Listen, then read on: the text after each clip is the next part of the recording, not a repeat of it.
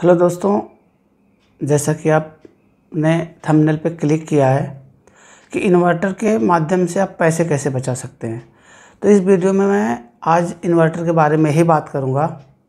दोस्तों, इन्वर्टर आपके घर में है तो भी ये जानकारी आपके लिए है, और अगर आप जैसे गर्मी का मौसम शुरू होने वाला है, बहुत लोग प्लान भी कर रहे होंगे कि भाई इन्वर्टर लेके आना है। दोस्तों, इन्वर्टर के ऊपर बहुत सारी वीडियो ऑलरेडी यूट्यूब पर हैं, मगर जो आज मैं बताने जा रहा हूं आपको, जो चीज़ें मैं बताऊंगा इस वीडियो में, वो आपको यूट्यूब पे नहीं मिलेगा, क्योंकि मैंने भी बहुत सर्च किया था, मुझे नहीं मिला। अगर आपके पास है कुछ तो कमेंट करके ज़रूर बताइएगा। दोस्तों, जब आप इन्वर्टर लेने जाते हो या आपके घर में इन्वर्टर है तो आपको इन्वर्टर के बारे में क्या पता है। बहुत सारे यूट्यूबर ने वीडियो बनाई हुई है इस पर कि इन्वर्टर जब आप ख़रीदने जाते हो तो आपको क्या चाहिए होता है कि एक सिंगल बैटरी का लेना है, डबल बैटरी का लेना है, या फिर आप ये सोचते हो कि भाई इतने पंखे चलाने हैं, टीवी चलानी दो, या कितने बल्ब जलाने हैं। तो आप इसी को ध्यान में रखकर आप इन्वर्टर ख़रीदते हो, या आपके घर में जो इन्वर्टर है उसकी भी बात कर रहा हूँ मैं। लेकिन अगर मान लो आप नया इन्वर्टर लेने जा रहे हो तो आपको कुछ पता है इन्वर्टर के बारे में कि हमें क्या सोच के लेना चाहिए। वैसे जो इन्वर्टर बेचने वाले हैं, जो भी डीलर हैं, जो भी शॉप वाले हैं, उन्हें इस बात से कोई लेना देना नहीं है कि इन्वर्टर ले जाने के बाद आपका बिल ज़्यादा आएगा या कम आएगा।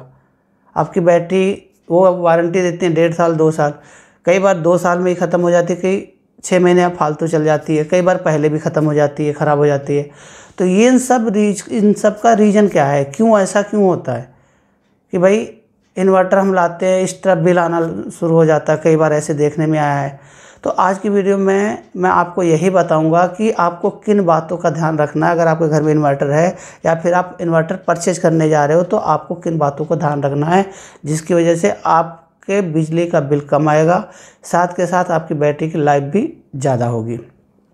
तो बने रहिए इस वीडियो में लास्ट तक, और उम्मीद है कि आपको ये जानकारी पहले कभी नहीं मिली होगी।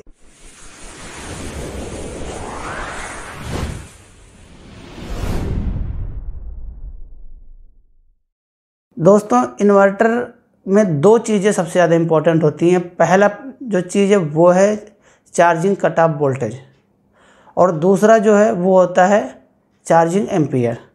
अब चार्जिंग कट ऑफ वोल्टेज क्या है? अब जैसे मान लो सिंगल बैटरी है, सिंगल बैटरी का इन्वर्टर आपने लिया या फिर आपने डबल बैटरी का लिया, तो चार्जिंग कट ऑफ वोल्टेज का मतलब ये हुआ कि जब आप का इन्वर्टर बैटरी को चार्ज करेगा तो कितने वोल्ट पे जाके उसकी चार्जिंग बंद होनी चाहिए। 12 वोल्ट की बैटरी है सिंगल इन्वर्टर की, तो किस लेवल पे बैटरी का वोल्टेज जाए जो उसका चार्जिंग बंद हो जाना चाहिए, कि मतलब इन्वर्टर चार्ज करना बंद कर दे बैटरी को, वो होता है चार्जिंग कट ऑफ वोल्टेज। तो सिंगल बैटरी अगर है, सिंगल बैटरी का इन्वर्टर आप ख़रीदते हैं या फिर आपके घर में है, तो उसकी होनी चाहिए 13.5 यानी 13.5 वोल्ट। इससे ज़्यादा अगर चार्जिंग कट का है, सेटिंग है उसमें, तो वो आपकी बैटरी की लाइफ को कम करेगा, साथ के साथ आपके बिजली का बिल भी ज़्यादा आएगा। और अगर आपकी डबल बैटरी का है तो सीधी सी बात है 26.5 वोल्ट कट ऑफ वोल्टेज होना चाहिए, क्योंकि इससे ज़्यादा अगर आप करोगे तो इन्वर्टर क्या है कि बैटरी को चार्ज करता रहेगा। उससे क्या होगा, कुछ दिन के बाद, शुरू में तो पता नहीं चलेगा आपको, लेकिन कुछ दिन के बाद धीरे धीरे बैटरी हीट होना शुरू हो जाती है। हीट होने का मतलब ये, जब इसे हीट होगी तो उसके सेल डैमेज होने शुरू हो जाते हैं, जहां उसकी लाइफ 3-4 साल होनी चाहिए वहां घट जाती है, और दूसरा आपका बिल ज़्यादा आता है। तो पहला पॉइंट तो है कि चार्जिंग वोल्टेज आपका सही सेट होना चाहिए। अगर मान लो आप लोग टेक्निकल नहीं है, बहुत सारे लोगों नहीं पता होता, कोई बात नहीं, जब भी सर्विस इंजीनियर आपके पास आएगा, आपके घर पे आए सर्विस के लिए, किसी चीज़ के लिए, तो आप उसको ज़रूर बोलो कि भैया इसका चेक करके दिखाओ कितना है, मेरे को कितने वोल्ट पे इसका कट लग रहा है, चार्जिंग बंद होनी चाहिए, ज़रूरी है ये। दूसरा पॉइंट है एम्पियर का। अब एम्पियर को समझने के लिए दोस्तों, यहाँ मैं सबको एक जैसा एम्पियर सेट नहीं कर सकते, क्योंकि सब जगह की अलग अलग शहर, अलग अलग जगह की, कुछ गांव में हैं, कुछ लोग कस्बों में हैं, तो वहाँ पे इलेक्ट्रिसिटी की अवेलेबिलिटी कितनी है, मतलब जो ग्रिड की सप्लाई आपके यहाँ आ रही है वो कितनी देर के लिए नहीं आती, मतलब कट कितनी देर का है।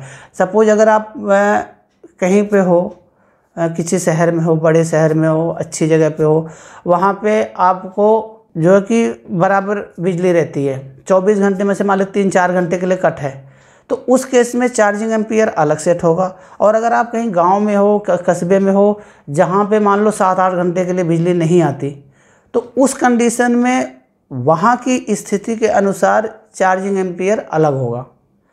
तो अब बात कर लेते हैं शहर में, जैसे आप हो, अच्छे शहर है, कोई मेट्रो शहर है, कहीं भी हो आप हो जहाँ पे 3-4 घंटे का कट है बिजली का, तो वहाँ पे जो आपको करना है वो 3 से 4 एम्पियर रखना है। इससे ज़्यादा मत रखो आप, क्योंकि ज़्यादा रखने से क्या होगा कि अगर आप ज़्यादा एम्पियर रखोगे तो क्या होगा कि आपका जो बैटरी है वो जल्दी चार्ज तो होगी, उसमें कोई डाउट नहीं है, जल्दी चार्ज होगी, ज़्यादा एम्पियर जाएगा तो जल्दी चार्ज होगी। लेकिन अगर आप यहाँ कंटिन्यू लाइट रह रही है तो इतना फास्ट चार्ज करने की ज़रूरत क्या है। जितना धीरे धीरे आप उसको चार्ज करोगे, जितना धीरे धीरे उसका ग्रेविटी लेवल बढ़ेगा, उतनी ही ज़्यादा लंबी उसकी लाइफ होती जाएगी। और जितनी जल्दी वो चार्ज होगा उतना ही उसका जो है कि लाइफ कम होती जाएगी। स्लो धीरे धीरे चार्ज होगा तो बैटरी की लाइफ अच्छी आएगी। और अगर मान लो आपके यहाँ मान लो आपके एरिया में 7-8 घंटे के लिए कट है, तो उस केस में आप 7 एम्पियर से ज़्यादा मत बढ़वाना किसी भी कीमत पे, क्योंकि 7 एम्पियर भी बहुत होता है। वो इसलिए क्योंकि अगर 10 घंटे 8 घंटे 10 घंटे का कट आपके यहाँ है तो उसमें क्या होगा कि आपको बैटरी चार्ज मिलेगी। इससे ज़्यादा करने की ज़रूरत नहीं है, क्योंकि उससे ज़्यादा करोगे आप तो जाहिर सी बात है आपका बैटरी की लाइफ तो कम आनी ही आनी है, इसको कोई नहीं रोक सकता। और तीसरा पॉइंट होता है दोस्तों कि एक नो लोड करंट होता है इन्वर्टर का अपना खुद का। आपको पता है जब आप इन्वर्टर खरीद के लाते हो तो इन्वर्टर ही एक ऐसी डिवाइस है आपके घर में जो 24/7 ऑन रहता है। लाइट, पंखा, टीवी, फ्रिज सब बंद करते हो, कभी न कभी तो बंद करते हो आप, चाहे 1 घंटे 2 घंटे के लिए, तो उसको ब्रेक देते हो। अगर आप कमरे में नहीं हो तो पंखा बंद कर देते हो, लाइट की ज़रूरत नहीं लाइट बंद करते हो, टीवी हमेशा देखते नहीं हो वो भी बंद करते हो। लेकिन इन्वर्टर क्या है, ये हमेशा बिजली की खपत करता रहता है। अगर ये चार्ज कर रहा है बैटरी को उस वक्त तो करता ही करता है, लेकिन जब ये चार्ज नहीं कर रहा होता, इन्वर्टर बैटरी को चार्ज नहीं कर रहा होता, उस वक्त भी ये कुछ न कुछ बिजली का कंजम्पशन करता है। अब वो नो लोड करंट क्या है कि नो लोड करंट होता है एक्चुअल में ट्रांसफार्मर का, जो ट्रांसफार्मर उसमें इन्वर्टर के लिए यूज कर रहे हैं उसका होता है। और जो स्टैंडर्ड माना जाता है 0.3 एम्पियर से लेकर 0.5 एम्पियर होना चाहिए, इससे ज़्यादा नहीं होना चाहिए नो लोड करंट। जो बड़ी बड़ी कंपनियां, अच्छी रेप्यूटेड कंपनियां हैं, वो लगभग इसी के बीच में मेंटेन रखती हैं। लेकिन मान लो कुछ कंपनियां जो पैसे ज़्यादा लेती हैं, जो भी है, जिनका बहुत कम होता है, 0.3 से भी कम ले आते हैं वो, इसका मतलब उनकी ट्रांसफार्मर की क्वालिटी बहुत अच्छी है और उससे भी आपके बिजली का बिल कम होगा। तो मेन पॉइंट जो ये है, जो आपको सर्विस इंजीनियर से करवाना है, वो ये चार्जिंग कट सही करवाना है। भैया अगर सिंगल बैटरी का है तो 13.5, डबल का है तो 26.5, इससे ज़्यादा नहीं रखना है। दूसरा, आपके यहाँ कितनी अवेलेबिलिटी है, कितनी देर बिजली नहीं रहती है, उसके हिसाब से आप 3 से 4 एम्पियर या 7 एम्पियर मैक्सिमम, इससे ज़्यादा चार्जिंग करंट ना रखें। जिससे फ़ायदा ये होगा कि आपकी बिजली का बिल कम आएगा, आपके जेब पे वजन कम पड़ेगा, साथ के साथ आपकी बैटरी की लाइफ भी अच्छी आएगी।